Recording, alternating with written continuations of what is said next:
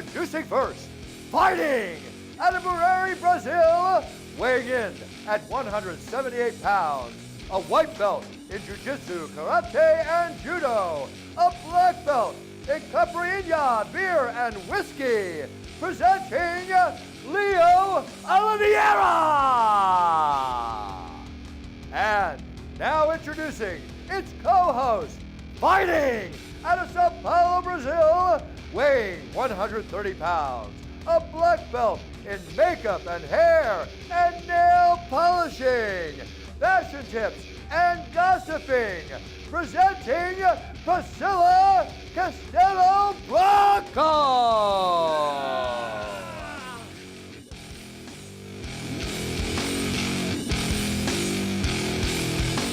E começa agora o nosso programa HugsTeam, porque eu tô com Bruce Buffer! It's time! Welcome, Bruce. Obrigado, obrigado. Oi, tudo bem? Olá! Tudo bem? É uma presença muito especial aqui no nosso programa. Vou começar com a primeira pergunta, então, que a gente quer saber quem é Bruce Buffer e como você construiu esse estilo. I am Bruce Buffer. I am the voice of the UFC Octagon. I'm a sports and entertainment announcer. I work in many areas of sports and entertainment, but in Brazil, I'm known for being the Octagon announcer for UFC, which I've been doing for many years here in Brazil, since basically about 1998. I started my position in the UFC 20 years ago, and basically I was searching out to find a place to announce because I was managing my very famous brother. He's a legendary announcer named Michael Buffer, who's known to say, you know, let's get ready to rumble. So I was managing his career, and I'm his partner, and I made all the toys and video games that we made based on that phrase. And I wanted to announce boxing, but we agreed I would not announce boxing. So I said, well, when something comes along, I'll know what it is and I will announce. I've been in martial arts since I was 12 years old. I have 3 black belts. I fought as a kickboxer. I've been fighting my whole life. So fight and man-on-man, you know, one-on-one combat has been my thing.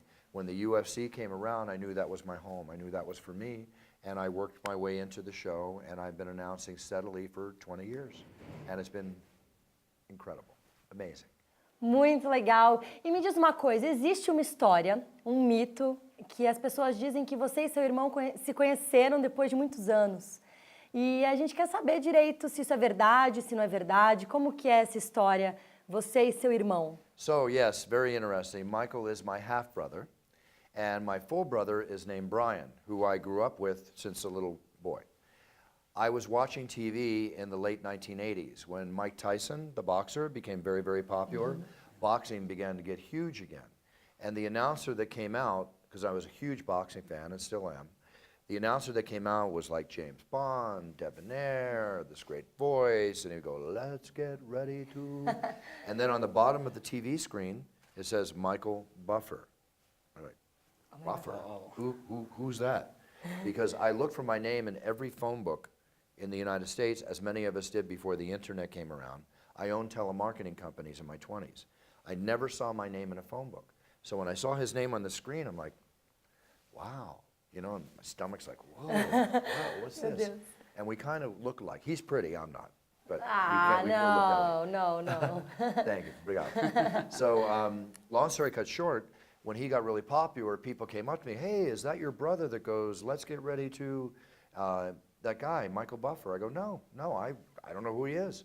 So I asked my dad, I said, Dad, everybody's coming up to me and they're saying, who's Michael Buffer? And is he your brother? And I'm like, what's going on? He goes, and we're driving in a car. And he looks at me and goes, I think that's your brother, like that. And I'm 28 years old when he says this to me. And I'm like, you're kidding. What do you mean? And then it turned out that my dad never told me that during World War II, he was in the Marines and he went over to the Pacific to serve. And when he came back, he was married before he went over, very briefly, for 9 months. And a child was born. And the last time he saw that child was when he was 2.5. And that child was Michael Buffer. So they were doing a fight in Los Angeles at a small little venue. And I was with my dad watching boxing, because we always watch boxing together. And I said, Dad, why don't you call the venue and leave a message for him to call you back? And he did. And Michael called him back, and they got together for lunch, and it turned out to be his son. No. And then we got together, and I'll never forget the first time we met. And then 4 years after we met, I own 2 very successful companies, and I was making great money, a house on the beach, you know, wonderful life, which I still have today, but back then I wasn't passionate about my 2 companies. I got what we call in America burned out. I mean, I was working because of the money, but I wasn't enjoying what I was doing. So I was at an event with him, and I decided that night, I went back to my room in Las Vegas, and I wrote 3 pages of notes of what I would do for his career. Put him in everywhere in sports and entertainment, make video games and toys, trademark this phrase, make it a trademark phrase, which he did not do. And I went to him and I said, basically, I want to make you richer and more famous than you ever dreamed. I have all these plans. I want to be your manager, and I want to be your partner, equal partner on everything I create. And I will sell both companies, I'll quit with the money I have in the bank, and I will pursue this dream. And he said, well, how are you going to do all that? I said, I don't know, but I'll figure it out, because I'm going to give all this up. You know I will make this successful. That's the kind of person I am. And that was 25 years or more ago, and today he's gotten to the level he has, all the dreams were fulfilled, and retail sales of products I've made have been over $400 million with Let's Get Ready to Rumble on it. And that was it. You know, I'm a marketer. I mean, I know branding and marketing, and that's what I teach. And today I do motivational speeches, and I teach branding and marketing to companies that people will come in. I just did an event last week with John Travolta and 50 Cent and Calvin Klein, and we all spoke at the same event. And I speak about branding and marketing. I tell my story. It's fun, you know.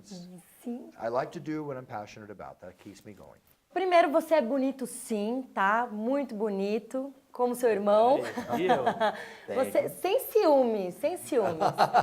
E eu quero saber se você e seu irmão são amigos por causa dessa competição entre o boxe e o MMA, né? Então, se vocês são amigos, se vocês se dão bem. Yep. You know, the competition, there's really no competition between us because I'm his manager and he's my client, but he's also my brother. So when I design how I work with him, I make everything for Michael over here, everything for me over here, because boxing and mixed martial arts UFC is apples and oranges, right? They're different, okay? They're different fighting sports. They need to be respected for the individual sports they are. So when I market Michael in boxing, because I do not do boxing, no problem. When I market myself in UFC, because I'm not boxing announcing, no problem. I keep them separate. So if you were to call me and say, I want to hire a buffer, it's very simple. Do you want Michael or do you want Bruce? Is this boxing or is it MMA? Is it a movie, a TV show, a spokesperson for a product? Great. But if you want me, sorry, Michael. And if you want Michael, sorry, me. All good, all good. Ok. Bruce, com essa vida que você leva, tantos eventos do UFC que tem, a sua empresa com o seu irmão, a sua vida pessoal, como você consegue lidar com tudo isso? You know, back when I first started managing my brother, we did not have the internet. We had fax machines. So I would stay up late at night till 3 in the morning faxing. Phone calls. And then email came in. The fact that I have a laptop computer and a telephone, I can do business anywhere in the world. I've been making deals here in Sao Paulo since yesterday for both of us, on the computer and on the telephone. So it can be done. It's a dedication, right? And I'm what I call 24/7. I will work 7 days a week, 24 hours a day to make a deal, to do what's right for Michael and to do what's right for my family and myself. As far as my personal life, there's sacrifices you have to make. If you ask me what the hardest thing about what I do is, it's the travel. It's the hardest thing. So, yeah, oh, great, first class, go to Europe, first class, go to Asia. Before it was like, yay. Now it's like, okay. It's okay. It's a job. But you're away from your loved ones. It hurts the ability to maintain relationships, friendship, girlfriends, otherwise. That all comes into play. So it takes special friends or a special girlfriend to understand my lifestyle. So I kind of say that my lifestyle is like traveling the world like James Bond, but I don't have to kill anybody. I just put a tuxedo in a bag, I go to a city, I do a show, I find a casino, I kiss a pretty girl, I'm happy. Just kidding. Por você ter um nome tão forte, né, você e seu irmão, e a empresa de vocês, tem algum interesse de vir para o Brasil com a empresa? You know, I bring my company to Brazil every time I come to Brazil. So, like for instance, people will license the use of my voice saying it's time to promote products. That is an extension of Buffer Enterprises' home office in California doing business in Brazil. A few years ago, I did a Brazil-wide national campaign for Renault cars. I did 2 TV commercials, billboards. That again is an extension of Buffer Enterprises working in Brazil. Because what I've built for myself and what I teach other people to build is we're a brand. You're a brand. You're a brand. I'm a brand. So I'm constantly working on expanding my brand. And I have a few more announcements that will be made this coming year of further expansion of my brand into other areas. Everything in life, you work from a nucleus. In my case, I consider the octagon for my brand my nucleus. And then you create out of the nucleus, this is what I teach, you create all other streams, revenue streams and endeavors. So I work in many areas of sports and entertainment, which all extend out of my nucleus, the UFC octagon, and my business in California. E você tem filhos? Quantos filhos você tem, se você tiver? Conta pra gente. Well, I've never been married, but I've almost been divorced twice. What I mean is the 2 girls I was going to marry, I look back, would have ended a divorce, okay? But there was one woman who was my girlfriend 20 years ago, and I should have married her, but I wasn't ready for marriage. So, and I'm very honest, I will never fool around on a woman. If I get married, I'm married, okay? That's it, right? Muito bom. So she is now, her name is Kristen, and I wrote about her in my book, It's Time, which is in Portuguese here in Brazil too. She's very special to me, next to my mother. She's the closest woman in my life. And she met a man, they married each other some 13 years ago, and she's been working side by side with me in my home office for 18 years. So when they got married, they had 2 beautiful children. So those 2 children, I'm the godfather. And during the first 2 to 3 years of their life, every day when I'm home, Monday through Friday, they came to the office. So I was with them 30, 40 hours a week. I'm changing diapers, I'm feeding them, I'm teaching them, you know. So I'm like their second father. So I help raise these 2 boys who are 8 years old and 11 years old now. And it's one of the best things that ever happened to me in my life because it filled this void. So I have a very distinctive, very different lifestyle than most men, which I think you can understand because I'm traveling all the time.